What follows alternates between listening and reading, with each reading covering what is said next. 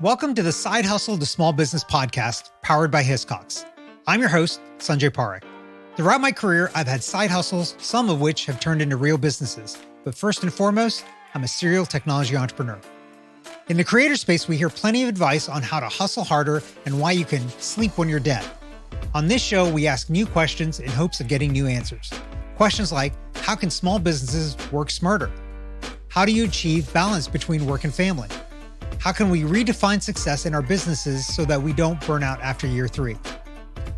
Every week, I sit down with business founders at various stages of their side hustle to small business journey. These entrepreneurs are pushing the envelope while keeping their values. Keep listening for conversation, context, and camaraderie.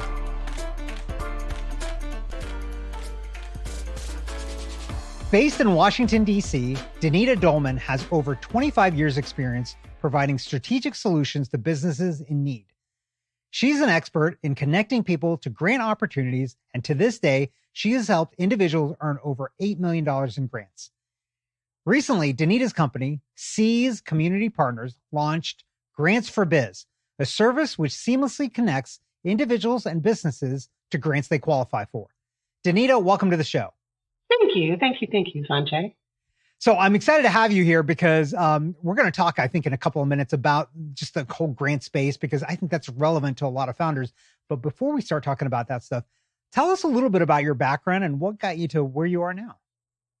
Sure. Well, my background is in IT. I graduated from the Howard University and consulted with all types of industries, all types of businesses, organizations, corporations, government for years. And then it's time for me to step out on my own and take all of those tools that I learned and put them in my tool belt and go out on my own. So that's kind of how I got here.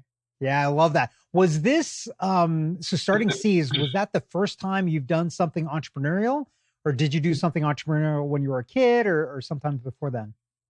So, no, C's is my second company. My first company was a strictly tech company.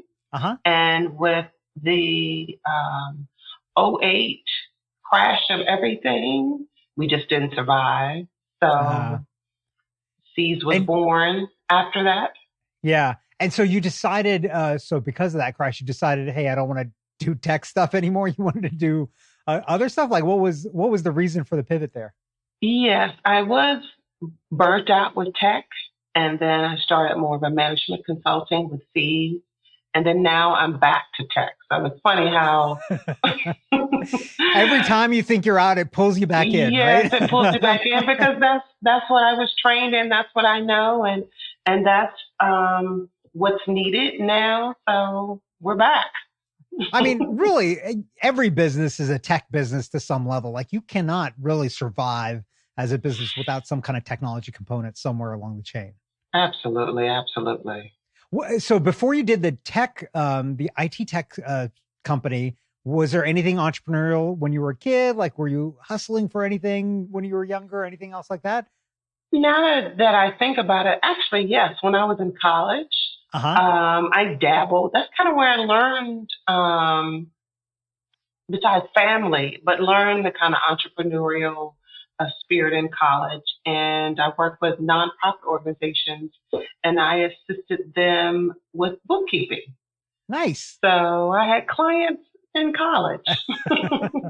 And you mentioned family. Do you have entrepreneurs in the family as well?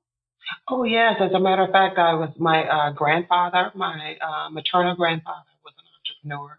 My father is an entrepreneur. So it's kind of in the blood. Yeah. What kind of businesses did they both have? So my grandfather had a moving and storage business. Nice. And my father has a physical therapy practice. Okay. Occupational and speech practice.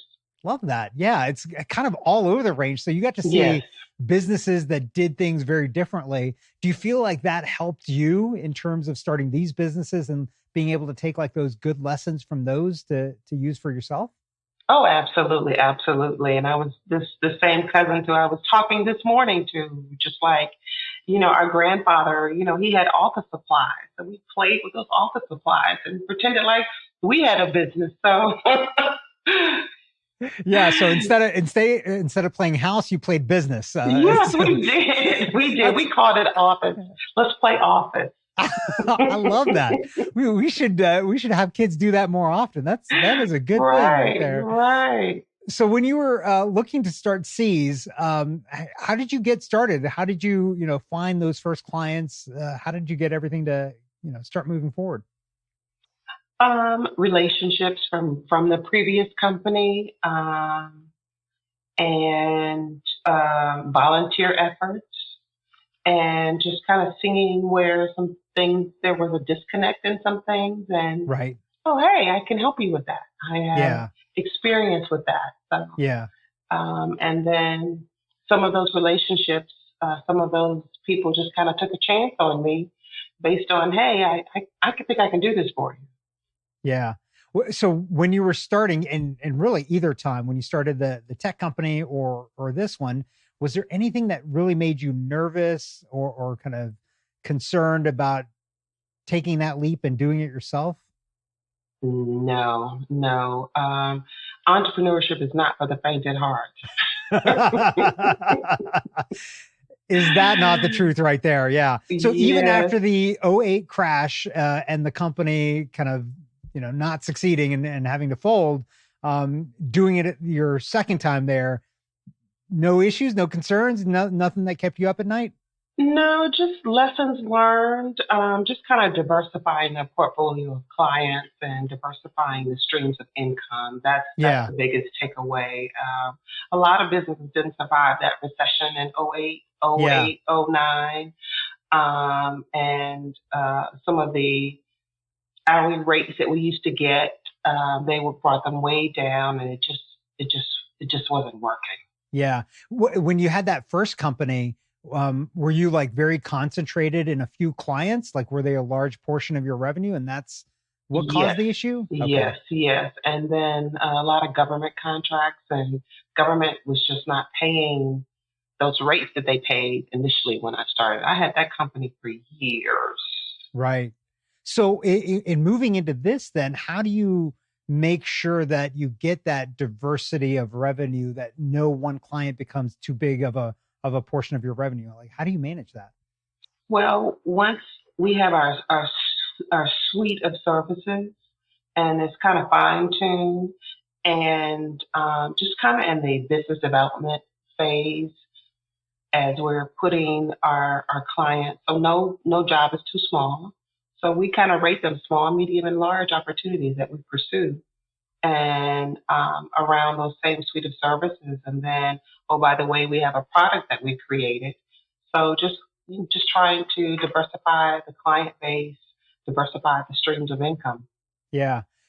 So let's talk about that product. So you built this product, Grants for Biz, and this came out of what? Like, how did you realize, like, hey, we need to build something to solve this problem? Because because of the reputation that we had with successfully assisting clients with grant opportunities, and people would just call it like literally every day. Hey, someone gave me your number, and I saw this grant that I want to apply for, and that type of thing. Or we get the call, can you help me find this grant? And so, or I would call, kind of what I consider VIP clients, and say, hey, there's this opportunity out. Do you want to pursue it? That type of thing. Well, with all of those different scenarios, we said, why don't we have a matchmaking service, and you just sign up and it meets your profile, and you have potential opportunities that you can apply for.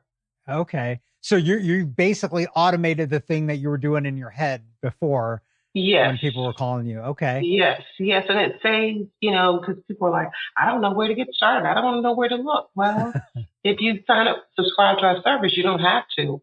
You'll get opportunities that you potentially will match for based on the profile that you create. Right, right. So you do that part of it, so that helps them find the grants. But then is there another service you provide to help? Because writing for grants, and I've been involved in the process before. It's more of an art than it is a science, I think. Yes, yes. Do you get involved in helping on that side as well then? Yes, yes, yes. We still do the writing, but we give you an opportunity if you think you can write.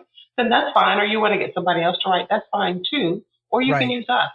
It's Yeah. just, there's, the sky's the limit. There's different opportunities, and there is an art to grant writing. It's the way that you tell stories. Right. So it's feels interesting to me. So it feels like what you've done here is you've taken load off yourself, so you don't have to answer those calls of like, "Hey, I need help finding this grant," right? Right. But then you've also created client flow, like opportunity flow into your actual services as well. And so, how did Absolutely. this help the business? Did this like supercharge revenue? Like, how are you seeing this impact in terms of the business? And it is picking up. We get calls, like I said, every day. And the hope is with more awareness to the product that we will in fact increase client base and subscribers even more. Yeah. Okay, let's switch gears a little bit. So, you've been through this a couple of times. I'm sure it was stressful the previous time because of the '08 recession. How do you manage stress now and juggle the demands of business and personal life and like family and all of those kinds of things? Mindfulness, mindfulness, mindfulness, meditation, prayer, uh, exercise, just really taking my mental health serious. Yeah. Do you have like a routine every single day that you stick to that's kind of like, hey, I'm already set up for like 8 a.m. is this and 7 a.m. is like, do you do it that way or do you do it kind of as it kind of comes? Definitely now I would like to be more intentional about the 7 and 8 a.m. So it depends on what happened the night before in terms of work, how late I was up, and so forth. But I still like to start with prayer, with scripture, with um, a meditation, and usually at the beginning of the week, I kind of plan the week in terms of what calls and activities and so forth need to happen. And then at night, I do meditation again, and that usually will just put me to sleep. Yeah. You mentioned exercise. Where does that kind of fit into your day? So in the morning, sometimes in the afternoon, in the evening, but I try and get. I have a rambunctious puppy that needs exercise, or else he's walking around the house whining. So we have to get that in, and then if it's too hot and he's a child with a lot of hair, he'll look up at me and like, maybe I didn't think this through. Maybe I should have complained. So I've had to stop and let him, recharge before we continue our 3 to 5 mile mark walk. Yeah. So that might be a hint for everybody out there. If you can't get the exercise in, then get a pet, which forces you to then go do the exercise. So yes. That can be a good thing. Okay. So I'm interested to hear your answer to this because you are a tech person just like me. What kind of technology or apps or systems have you implemented that you'd recommend to others that have helped you build up the business? Is there something that you're like, I just could not live without this? Chat GPT. Chat GPT. Okay, that's a new one. How are you using Chat GPT? Some with research, some with content, mostly content. Yeah. We use it for. I just had to announce something. I said, "Well, let me see what Chat GPT has to say." And oh my gosh, it was spot on, and I got actually a few comments from that post. Really? So you're using this for blog post or social post? What are you using for? Yes, for blog posts that I put on socials. Okay.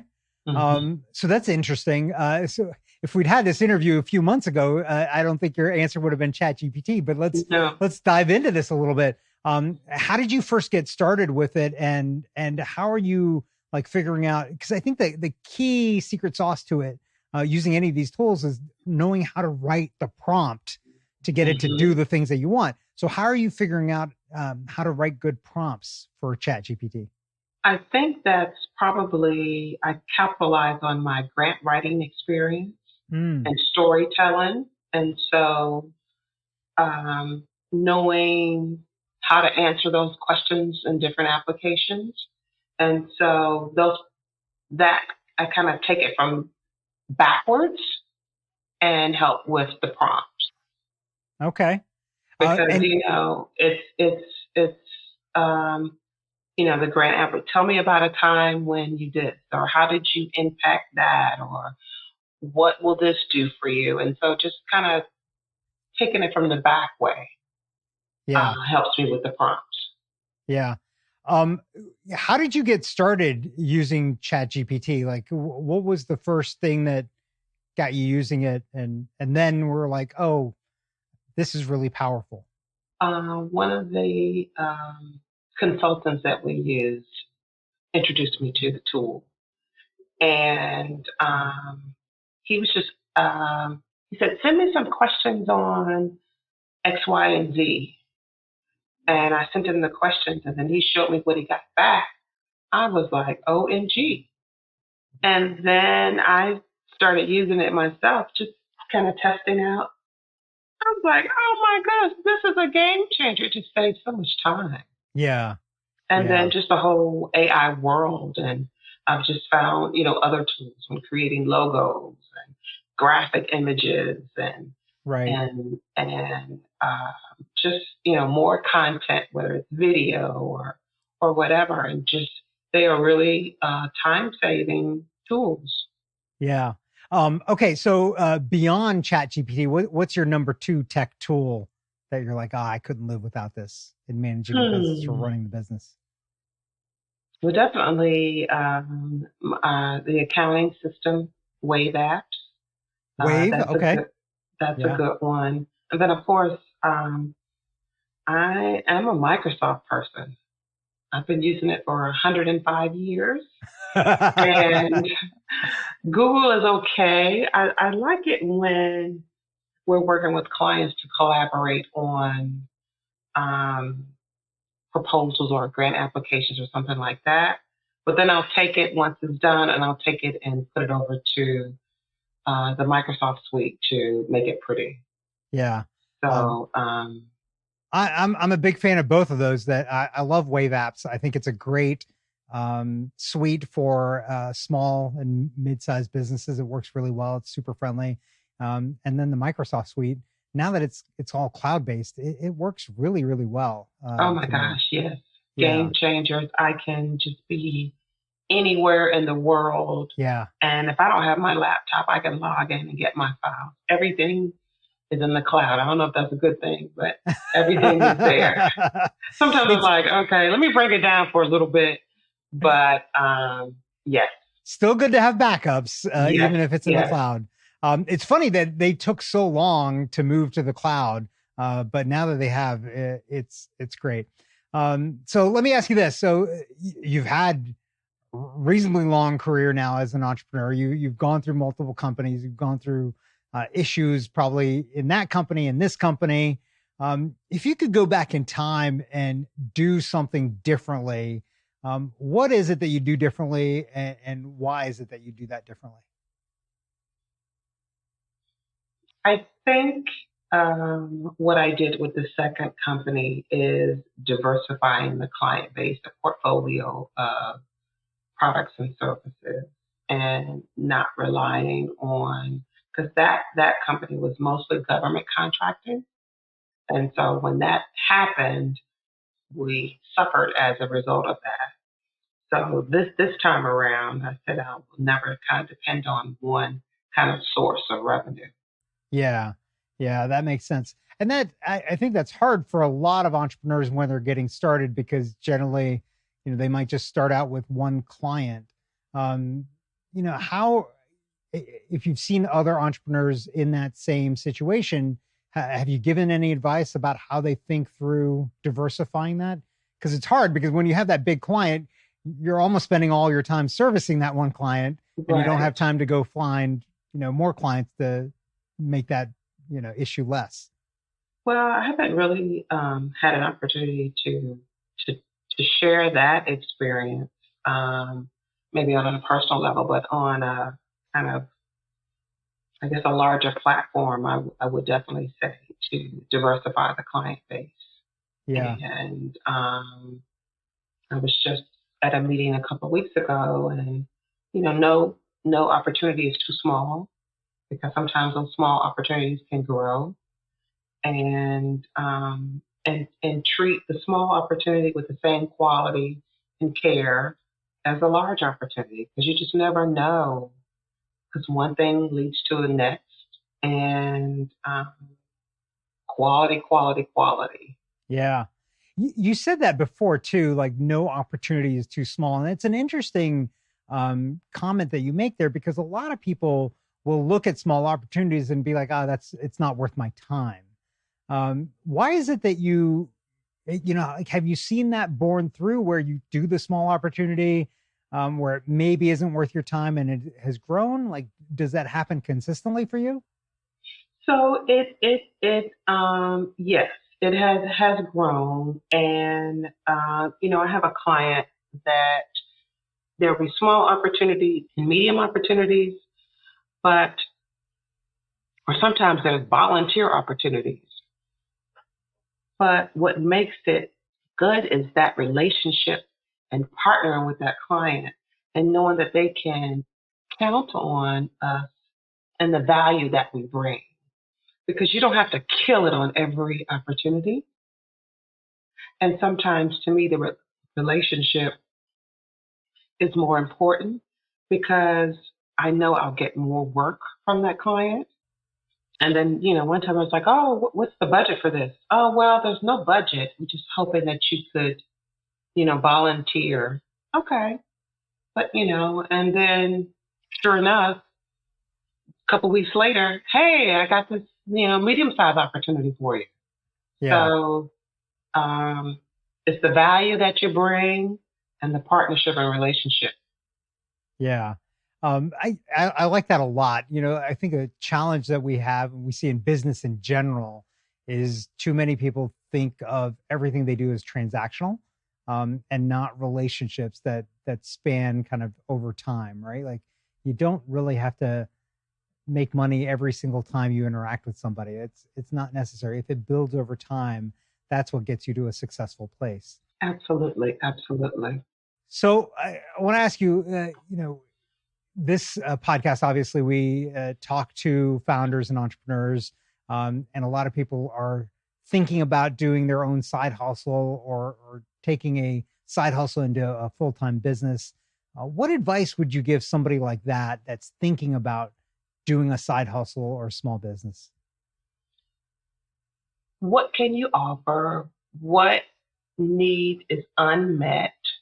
And what value can you bring to Yeah, that potential customer base? yeah. What about on the side of actually finding clients? I think that becomes the hard thing for a lot of people. You were very fortunate that you had the previous business, so you had those relationships. But what if you were starting from scratch? What advice would you give somebody like that doesn't know any of their clients or potential clients? Or customers. It's that it's that research and that plan. Who are your potential competitors and kind of where they are? See where your competitors, what they're Yeah, doing, where they are, and how you can add a better value to that customer. So that research. yeah, So many people um, start businesses with no plan, so that will help. yeah. Got to Just have kind a of winging it, plan. Got to have a just plan of winging some it. sort.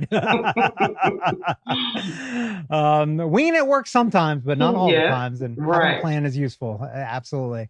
Well, Danita, this has been great. Where can our listeners find and connect with you online?